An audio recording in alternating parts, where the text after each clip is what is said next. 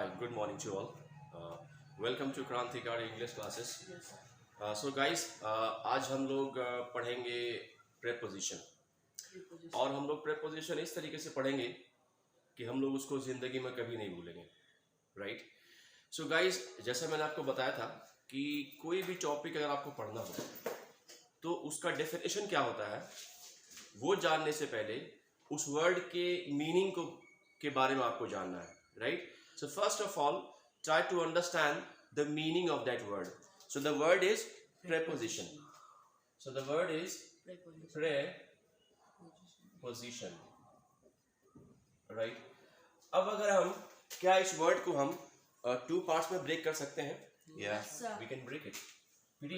Position. Position, right? So इससे कुछ पता चलता है मुझे शायद. Pre means पहले, position means location, right? Location means स्थान, right? Preposition. So preposition, pre means पहले, position means location. So किस चीज का location और pre means पहले क्या? So for example, अगर मैं एक सेंटेंस बोलूं छोटा सा, the book is on the table. Pre means पहले, पहले क्या है? सब्जेक्ट है. Yes, sir. पहले ज्यादातर सेंटेंस में पहले क्या आता है? Subject. सब्जेक्ट आता है. और सब्जेक्ट जो होता है वो नाउन होता है, प्रोनाउन भी हो सकता है. सब्जेक्ट आता है. सो आप देख सकते हो कि ये बुक का लोकेशन बताया गया है इस सेंटेंस में. बुक की लोकेशन क्या है? Table. On the table. Table पर. टेबल पर है, ऑन द टेबल. यानी कि ये सब्जेक्ट का या फिर नाउन का भी बोल सकते हो आप, नाउन का लोकेशन बता रहा है, right? So basic concept, preposition. What is preposition? It talks about the location. It talks about the location of anything, location of subject, location of noun, location of pronoun, location of anybody, right? अब for example कि for example अभी आपके बारे में बताऊं कि what is your location? I'm Your sitting location, on the you are sitting in the room. in आपका location हो गया. table. Yes, sir. You are sitting under the roof. Under आपका लोकेशन हो गया, right? So in, under, over, above, right? At, on, ये क्या है? That is called location. और between, among, right? Between, among. So कौन कौन सा लोकेशन हो गया गाइस? इन में, I am in the room, मैं रूम में हूं. On, right? The book is on the table. At, he is at the bus stop. he is at the bus stop. he क्या है? he क्या है? pronoun है. noun के he pronoun. he is at the bus stop. वो bus stop पर, यानी कि pronoun का भी लोकेशन बता रहा है, ये noun का भी लोकेशन बता रहा है, right? on, at, and there are so many. under, right? above, below, and between, among. So many things are there, right? So guys, today we will study about the difference between among and between. हम among और between का use कहाँ करते हैं guys? between, use of between and among, right? So guys, between का use हमने पढ़ा होगा बचपन में. क्या पढ़ा था आपने? दो आदमी. दो के बीच में between यूज करते हैं, right? for two things और two persons के लिए, and more than two things and more than two persons के लिए Among. among यूज करते हैं. ये जो हमने पढ़ा था, that is not 100% correct. वो 100% correct नहीं है, right? So actually इसके और भी पॉइंट्स हैं, right? So the first point क्या है? फॉर एग्जांपल हम बिटवीन का अगर हम पढ़ते हैं, use of between, right? Use of between. So हमने क्या पढ़ा था कि दो के बीच में बिटवीन और दो से ज्यादा के बीच में Among. among. Okay, so the first point is for two things, for two persons of things, right? एक है ना दो के बीच में, Right, sir. for two persons of things. अब इसका हम एक एग्जांपल लेते हैं. इसका एग्जांपल क्या होगा गाइस? इसका एग्जांपल होगा, फॉर एग्जांपल मैं लिखता हूँ कि दो बिल्लियाँ जो है, दो बिल्लियों ने रोटी को आपस में डिवाइड कर लिया है. Two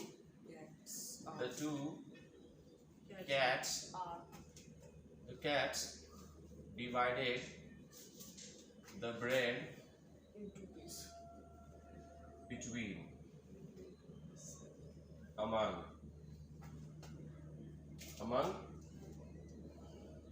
themselves.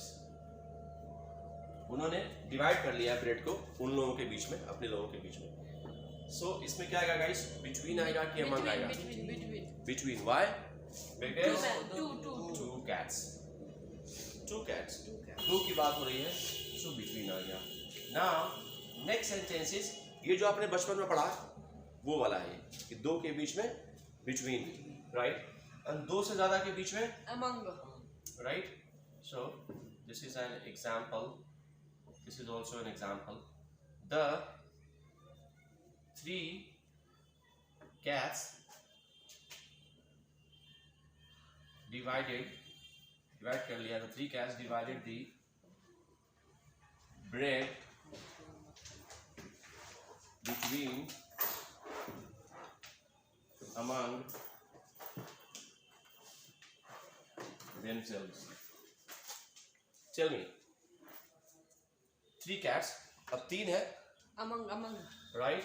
Because it's three, Among. so the answer is among, right? Go, sir. Now, अगर मुझे ये बोलना है कि the match is going on between India, Sri Lanka and Pakistan, so इसमें between आएगा कि among आएगा? Among. The match is going on between India, Pakistan and Sri Lanka. Between among.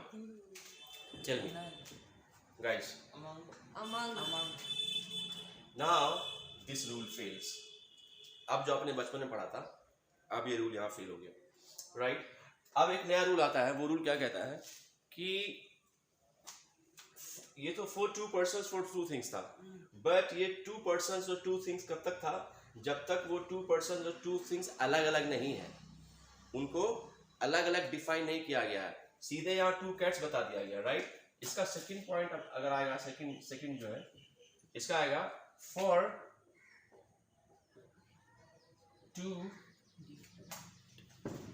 two things, more than two things, right? More than Two things. two things. When Sir, I will go.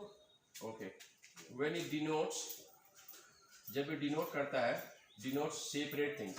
SEPERATE is separate things, right? जब ये separate things को denote करता है, separate things क्या होता है guys? Distinct. DISTINCT. Distinct means अलग अलग. Distinct मतलब क्या हो गया? अलग. Separate means अलग अलग. Distinct बिल्कुल अलग दिखना. So इसमें तो अलग नहीं था, separate दोनों cats थी, लेकिन यहाँ three things है, बस तीनों separate है. तीनों Separate. ग्रुप में बात नहीं हो रही है, अलग अलग बात हो रही है, राइट? कैसे बात हो रही है? Between India, Pakistan and Sri Lanka, right? तीन डिफरेंट थिंग्स है, तीनों डिफरेंट सेपरेट है.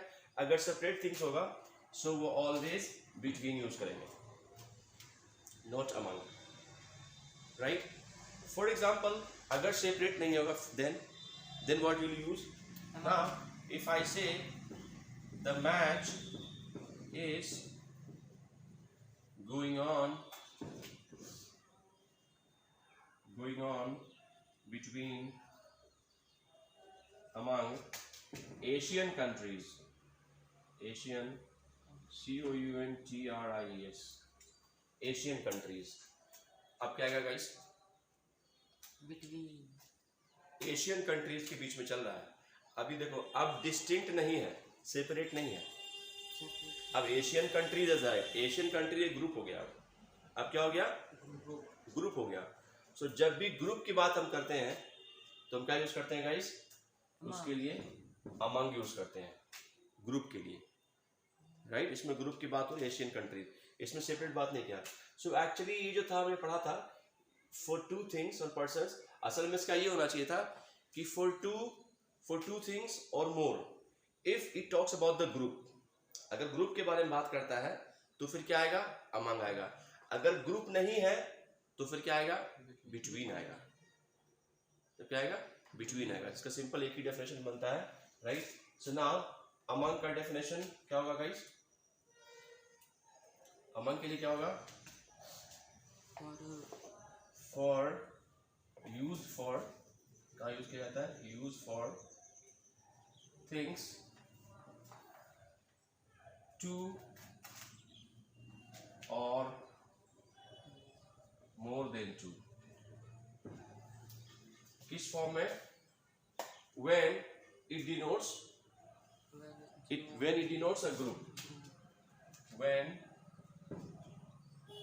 it denotes a group. This is the main important thing. जब हम ग्रुप की बात करते हैं किसी भी क्वेश्चन में तो उसमें हमारा क्या आएगा? अमंग आएगा. राइट. अगर ग्रुप नहीं है तो उसमें हम क्या यूज करेंगे? उसमें हम यूज करेंगे between. Now take few examples. Yeah, ask me. What is separate? Separate means अलग अलग. इंडिया, पाकिस्तान और Sri Lanka. Right. Asian countries group है. एशिया में इंडिया भी आ गया, पाकिस्तान भी आ गया, श्रीलंका भी आ गया. जब चीज़ें अलग अलग हों तो बिटवीन, और अगर चीज़ें एक ग्रुप में हो तो among.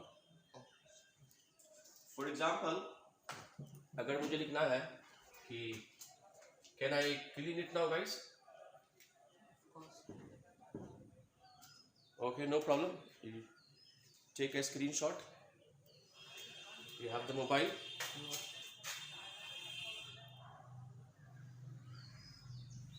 All right. So now, no problem. Yeah. What was your question? There was no question. Okay. For example, if I write that.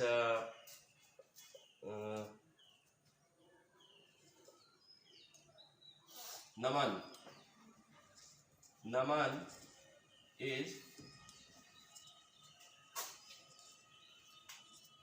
is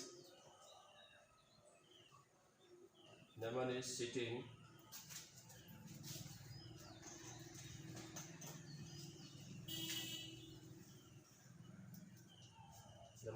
between the class या among the class?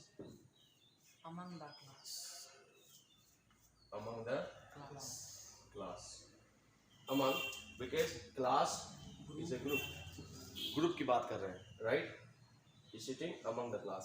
If I say Naman is sitting between Kush and Divyanshu, Yes. फिर क्या होगा? तब between आ जाएगा, क्योंकि अलग अलग नाम आ गया, जबकि है टोटल 3 people, 3 students आते हैं. So this is the concept of preposition. If you want, you can take more examples, right? And guys, कुछ words ऐसे होते हैं जो कि always between ही लेते हैं. कुछ ऐसे भी, इसको हम बोल सकते हैं fixed preposition form में होते हैं कुछ words, right? For example, अगर कहीं पर आपका word आ गया, उसमें आपको नहीं देखना है ग्रुप में है कि इंडिविजुअल है, right? For example, अगर आपको आ गया choose, एग्जाम में choose between, always choose between, हमेशा choose between आएगा. connection